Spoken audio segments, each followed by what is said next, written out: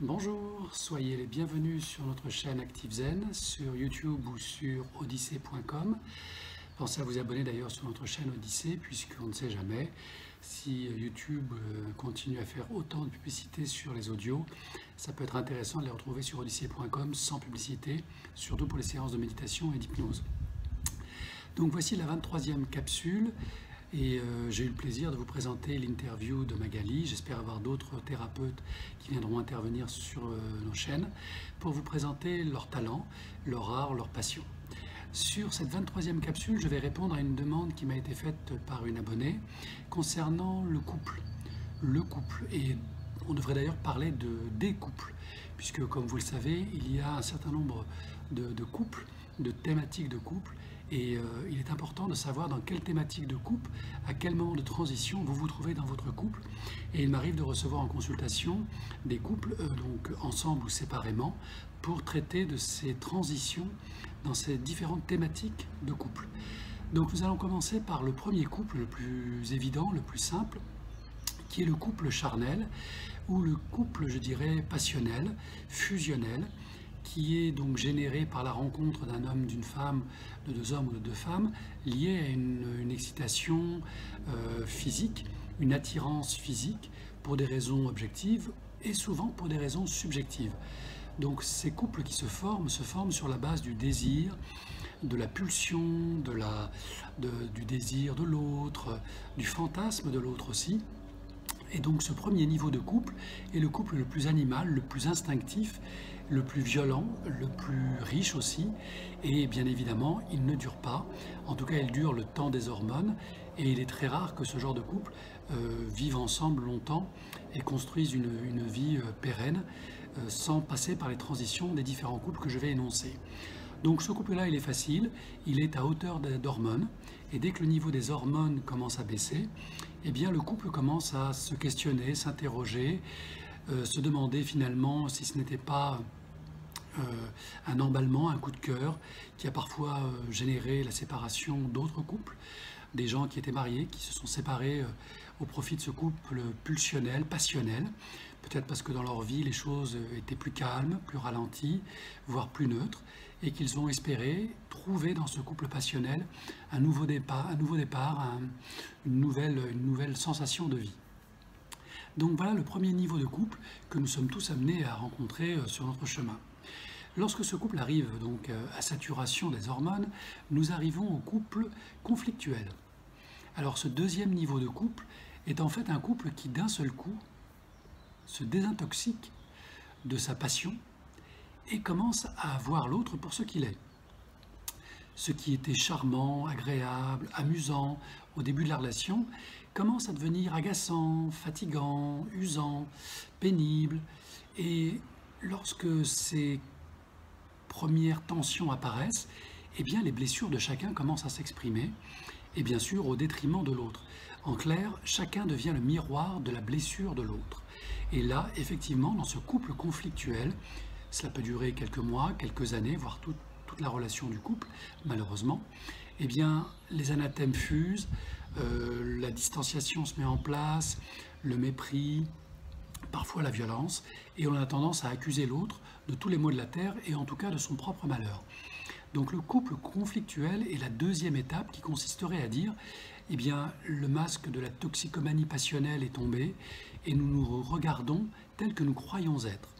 Donc là, il s'agit toujours d'une relation projective où on s'imagine que l'autre n'est finalement pas celui qu'on a imaginé et que c'est de sa faute, qu'il nous a peut-être menti, manipulé, sans s'apercevoir que nous nous sommes nous-mêmes auto-manipulés en espérant, en mettant l'autre sur un piédestal et en imaginant qu'il allait répondre à tous nos besoins, toutes nos attentes, qu'il était formidable, etc., etc.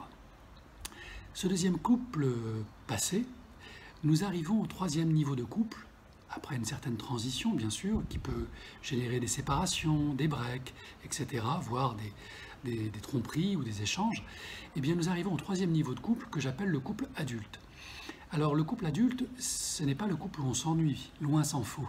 C'est le couple où chacun a compris que finalement l'autre n'était que le révélateur de ses propres faiblesses, de ses propres attentes, de ses propres manques. Et quand ce couple devient adulte, eh bien chacun des partenaires donne quittance à l'autre et commence à comprendre l'importance et l'intérêt de la relation et de quelle manière l'autre a contribué à sa propre évolution. Donc à partir de là, il y a beaucoup moins de réprimandes, il y a beaucoup moins de conflits, les enfants ne sont plus un objet de deal psycho-émotionnel dans le couple, et les adultes se regardent tels qu'ils sont finalement et commencent petit à petit à s'accepter. Le grand mythe de « je vais te changer, tu vas t'améliorer » commence à disparaître, à fondre, et chacun fait l'effort qu'il peut faire, non pas au regard du plaisir qu'il peut donner à l'autre par cet effort, mais bien de ce qu'il a intégré lui-même comme étant une source d'évolution personnelle. Donc chacun va évoluer, à des rythmes différents bien sûr, et cette évolution va contribuer à nourrir la relation de choses nouvelles, de maturation, peut-être de spiritualité, de reconnaissance, de patience et peut-être de richesse, car lorsque l'on est dans le couple passionnel ou le couple conflictuel, on a tendance à oublier et à perdre de vue la richesse de l'altérité de l'autre. Lorsque ce troisième niveau de couple est atteint, un certain équilibre se met en place, la vie est beaucoup plus agréable, on voyage, on construit, on achète une maison, on fait des choses extraordinaires et on les fait de manière, je dirais, collaborative, c'est-à-dire avec un intérêt commun dans toutes les étapes et dans tous les processus qui vont se mettre en place dans cette relation de couple adulte. Puis le temps passe et nous abordons le quatrième niveau de couple que j'appelle le couple compagnonnage. Donc là, nous avons affaire à des adultes qui ont réalisé un certain nombre de projets, peut-être que leurs enfants sont devenus grands, que le monde du travail s'éloigne, en tout cas les contraintes du monde du travail, et nous avons affaire à deux êtres qui ont compris leur raison d'être et leur raison d'être ensemble. En clair, ils ont compris que ni la fusion, ni la soumission, ni la domination n'étaient convenables et que seule la liberté, le respect de la liberté de chacun permettait au couple de fonctionner de manière optimum. Donc, comme le disait Khalil Gibran dans son livre Le Prophète, l'homme et la femme, ou les deux hommes ou les deux femmes, vont vibrer à l'unisson sans jamais croiser leurs cordes. Et c'est bien cette complémentarité qui fait leur force et qui leur donne envie d'aller de l'avant. Le couple compagnonnage peut réaliser de véritables miracles.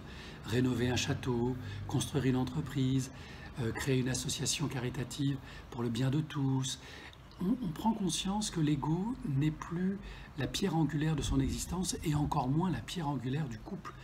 Le couple de compagnonnage n'a pas besoin d'être admiré, respecté, reconnu. Il s'auto-nourrit et s'alimente avec les beaux cadeaux de la vie.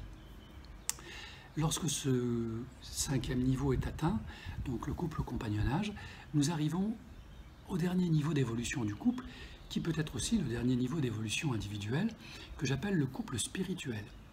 Alors le couple spirituel ou le couple divin, c'est un couple qui a compris que l'interaction et la rencontre n'étaient pas fortuites, que cette femme, cet homme n'était pas là par hasard, que peut-être il s'est inscrit soit dans un karma, soit dans un projet de chemin de vie partagé, soit c'est ce qu'on appelle une flamme jumelle, une âme sœur.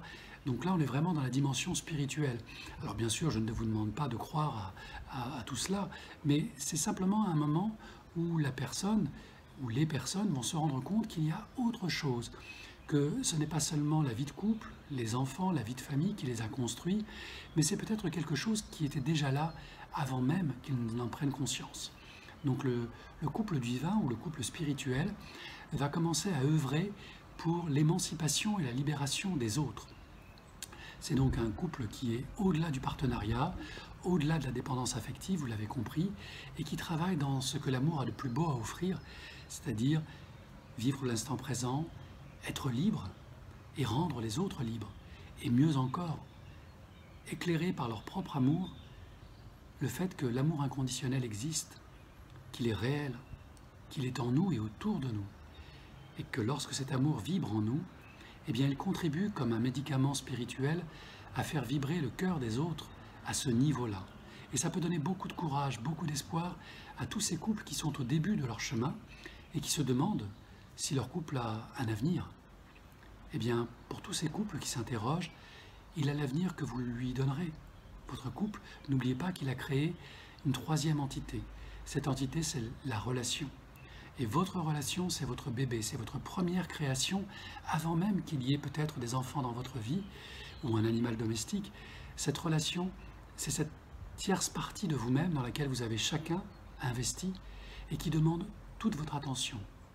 Et lorsque le couple évolue, c'est exactement ce qu'il fait évoluer. Cette troisième entité, somme des deux, lorsque chacun s'investit à la hauteur de son amour sincère pour l'autre. Et lorsque cela se réalise, ce couple est réellement divin. Je vous souhaite d'expérimenter chacune de ces étapes, de prendre patience dans les transitions nécessaires et de découvrir un jour, si ce n'est déjà fait, la beauté de l'amour inconditionnel qui vit à chaque instant cet amour extraordinaire que nous avons en nous. Merci. Namasté.